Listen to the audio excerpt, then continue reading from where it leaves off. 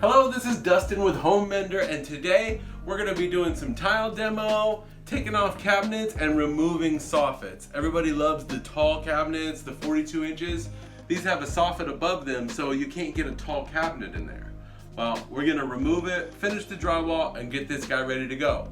I'm going to show you how. Let's get to it.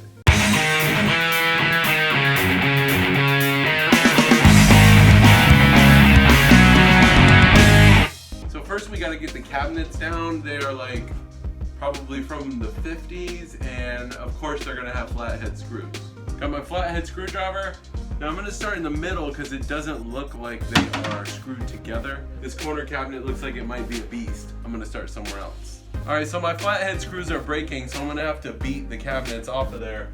I'm going to put my pry bar behind the screw here on the strip of wood that's holding the cabinet to the wall, and see if we can free them up that way and pull them down.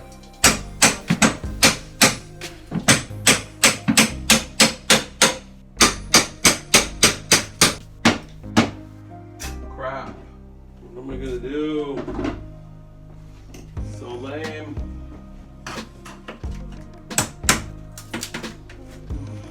Well, alright, plan B would be take them off in pieces.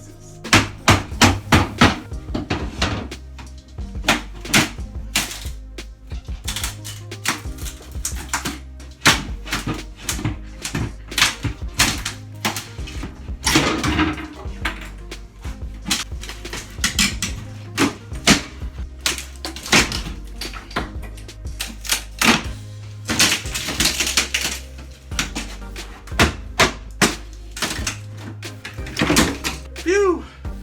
Now we're cutting out the soffit.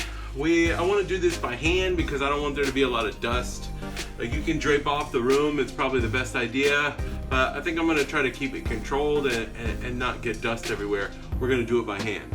Another good reason to do it by hand is you don't know what wires and stuff is inside walls. So you definitely want to pull it apart by hand and use the power tools after you know there's nothing in there. Now this homeowner says there's no wires in there, which I disagree. I know if an electrician has room, he's gonna run wires in a soffit. So he said there's no ductwork or wires. We'll see about that. I like to pop the end off, and maybe you can look down the soffit and see what you're up against.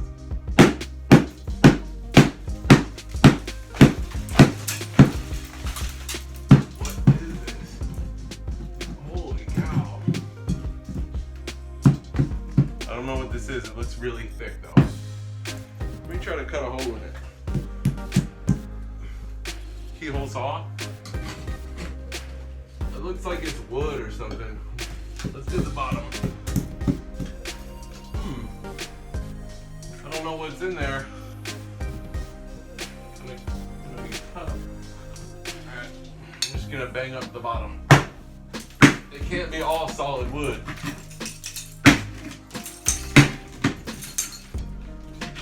Ugh. I don't know what's going on up in there, but there's like tons of insulation blown. We're gonna have to come up with another plan. Alright, this is gonna be a beast. It looks like it's plywood on the face, plywood on the side. So we've got 2 layers, 1, 2 of the rock, and then it's plywood on the inside of that. So if we could get that face plywood off, then the whole thing will come off pretty sweet.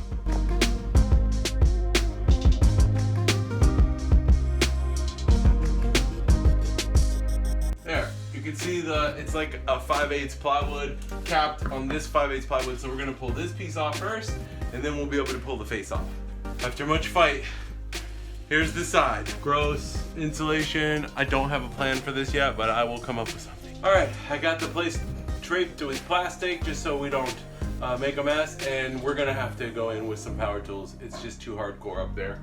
I'm trying to find out where this wire goes and what it looks like, so when I do cut, I'm not going to cut any wires. If we go straight up like so, this should be good to go. Let's give it a try.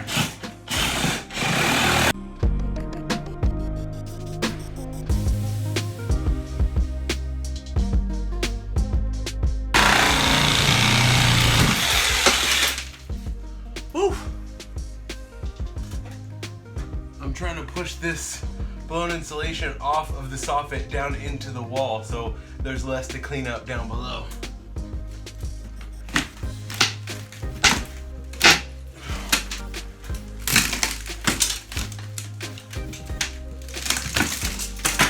Okay, before you comment, I probably need a dust mask, but I'm doing okay, and I got the window open. You can see what we got here. We got wires coming up through the soffit, and there's some under cabinet lighting that is dead.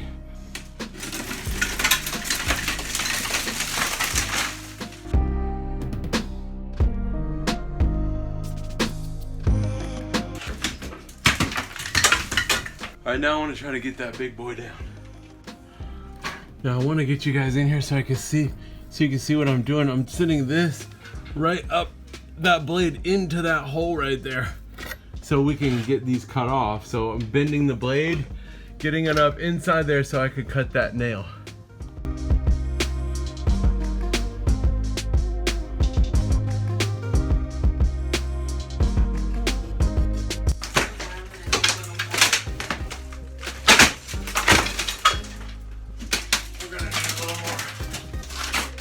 Alright, so after much struggle, I got the beast out. See, so all this would need to come out and be taken back. This little plate would need to come out too, so your new drywall would fill this in and complete the wall. This is gonna have to be flush with your new drywall. So all this middle piece would come out, this would come out, and then all this wire also needs to be clipped off and recessed so you can mud over it without being all bumpy and gross.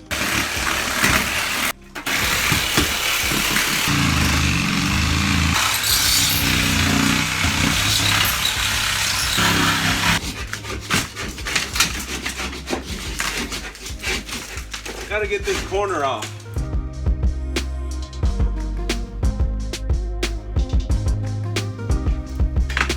Regardless.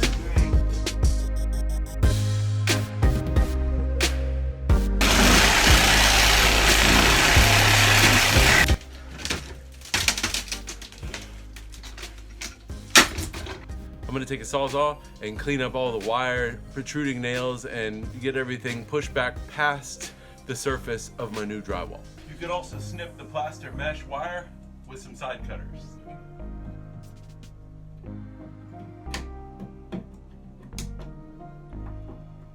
All right, so we got everything tore out. It's looking beautiful. All the walls and the ceiling have all the nails pulled, and everything is cleaned up. The wire is clipped and all the protruding stuff, all the tiles off the wall. We have like wires run through the soffit here.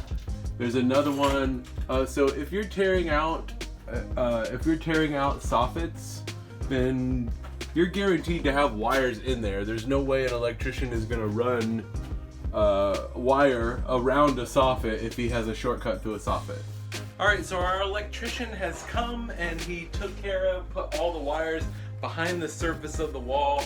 Everything is cleaned up, and I've been hanging drywall in here, and I'm to the last section, so I wanted to show you guys how I do it. Now basically, I'm not a drywall guy, but the beauty of it is you don't really need to be. It's not a super complicated procedure.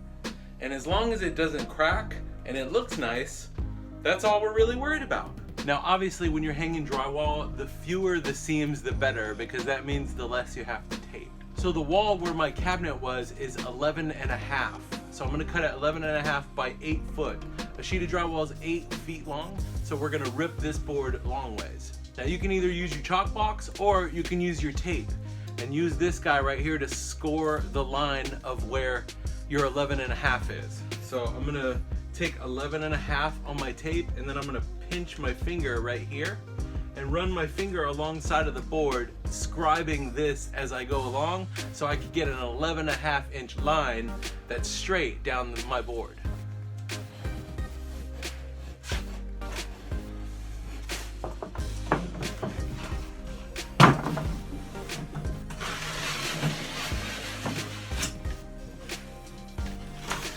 The only trick with hanging drywall really is to make sure that your surfaces are flush. So if you have to build out with a stir stick, another piece of drywall, whatever, if you're tying into something, make sure they're on the exact same plane. It's gonna make your taping easier, and it's gonna make the joint less noticeable.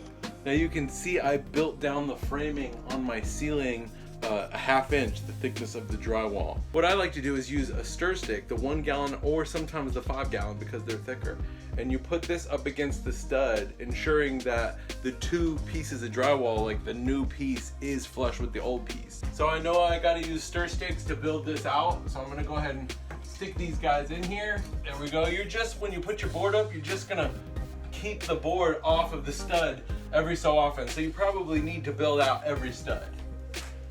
This one looks like it might be good. I'm gonna set my drywall up there to see. Now this one back here is a fat gap, so we're gonna have to build it out with a piece of drywall. So it looks like 2 pieces of drywall will be flush for this guy. But this one only needs a stir stick width. With plaster, this is really a useful trick.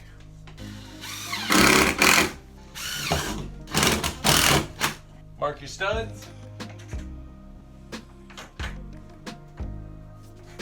And don't forget to insulate the attic.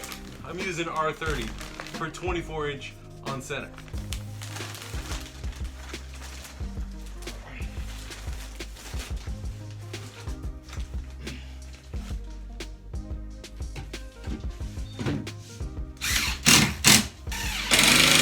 And when you're running screws in, you don't want them to break the paper, but you should feel them afterwards just to make sure they're in. Or use one of those sweet screw gun cones that prevent you from sending it in too far.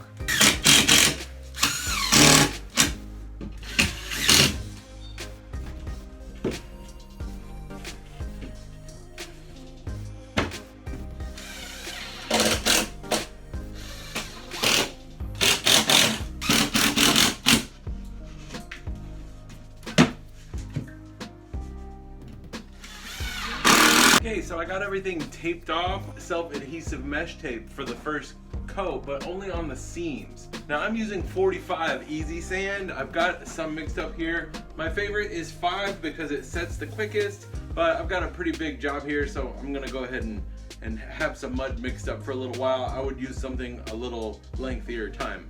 Now the good thing about hanging drywall is it doesn't have to be very good. If you mix up your mud like so, super thick on the first coat, then you can fill the gouges and the big missing areas. Because the mesh tape is self-adhesive, it does save you a step.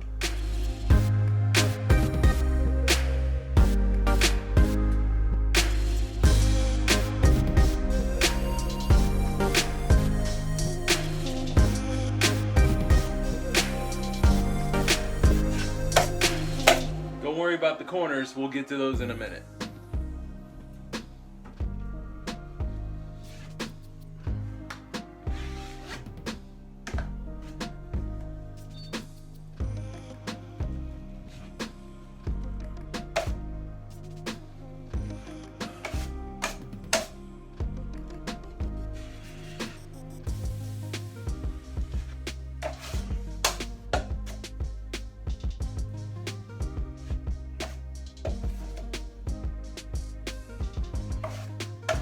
I like to put it in the middle and then feather both sides.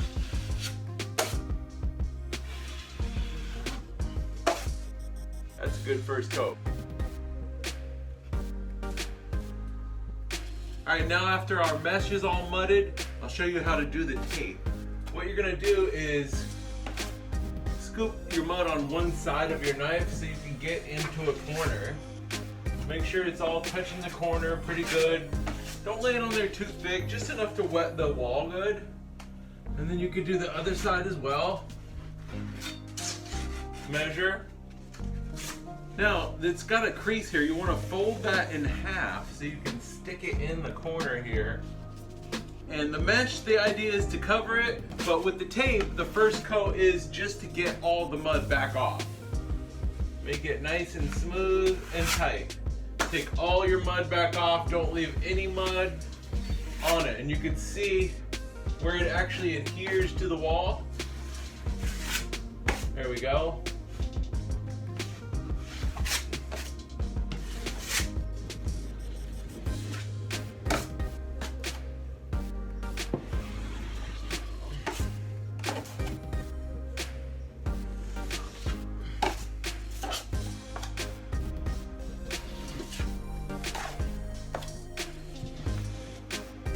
Now when I'm doing a full wall, I like to keep the tape the whole length of the wall. I don't think you have to, but I like to if you can. All the mud back out again.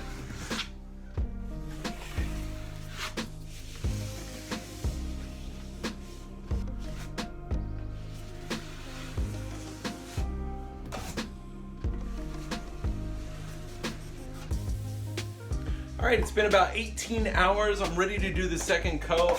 Now, if you have a spot that's still a little dark or whatever, just leave it. Come back to it the next time you're gonna mud. Now, I've got my green top pre-mixed mud here. Some people like to add water to it, and maybe I do sometimes for like the final coat, but the second coat, I like to use it right out of the bucket. Now, when you do the corners, we're only gonna do one corner at a time. Let it dry, and then we can do the other corner. You're gonna scrape off any big tracks or heaps that you got, and you're gonna put a second coat on all the tape and one coat on one side of all the corners. Take mud on your corner of your knife.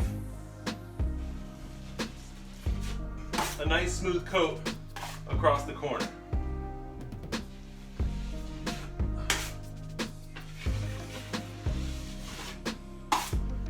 Now when you're mudding, you're gonna wanna keep pressure on one side of your knife and float the other side. The idea is to kind of hump over the tape and make the transition so smooth that the eye doesn't really see it.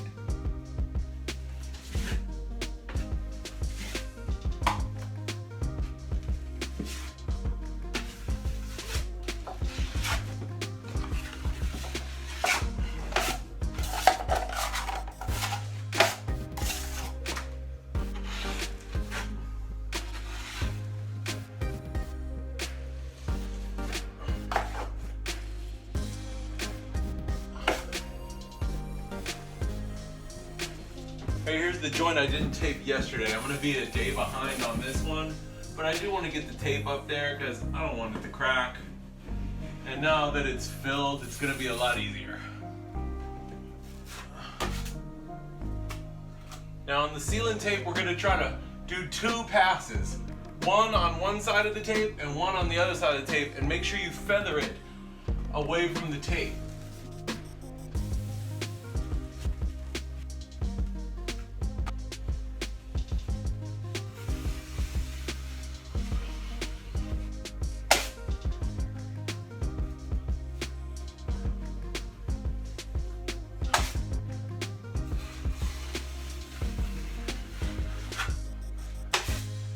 Looking good. It's going to be easier to sand if you go all in one direction.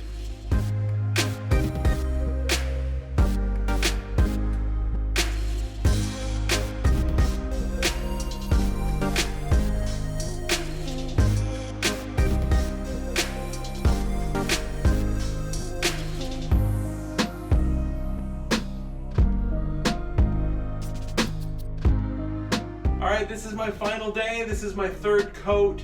I'm actually working in the dark today because I had to put up a wall, take down a light fixture in order to put up the wall. So now we're kind of working with no light. I don't suggest you do that. On the 3rd coat, we're gonna scrape any little high ridges or dimples from our first corner taping. And that way we're gonna do our second corner taping the same way. Just like that, into the knife, go into the corner, and make it nice and tight. It looks like I've done the wall already, so I will need to do the ceiling side of the corner.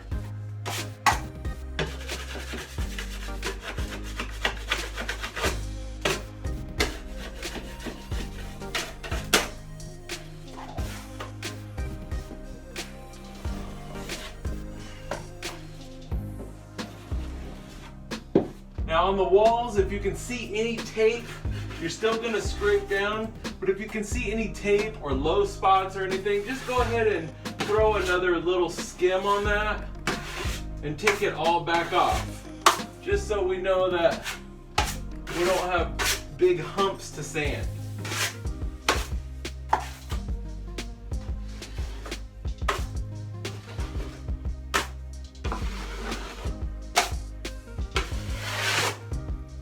My walls are looking good, so I'm really just hitting the other side of my corner tape. Now we're trying to cover all of the paper tape and feather it down so we don't have very much sanding to do. Now the last part of drywall is the sanding. Now I like to use these guys. I bought the 2-pack or the 2-pack. It's a fine drywall sanding sponge, and I like it because it's got this little bevel deal and it lets me get in the corners. Now I know tons of drywall guys are gonna get on here and say, you don't know what you're doing. It allows me to really get in the corners. Now, of course, this is drywall and my other corners are wet, so I can't show you. However, this little bevel edge is nice. You can put the bevel in there and do what you need to do, or the fine angle sponge it's pretty sweet and it's easy sand. Just go nice and gentle. And I like to feel it to make sure that it's not rough and that the paint's gonna look good on it. And of course, don't forget your respirators. So that's it. I'm not gonna say it's super easy because you saw me in there pushing and sweating. It's brutal, but it is awesome after those soffits get out of there. You can either put the tall cabinets in or just have tons of room up there. It's pretty sweet. So for the Home Mender, I'm Dustin. I hope you learned something today, and if you did, don't forget to click subscribe. Thanks for watching.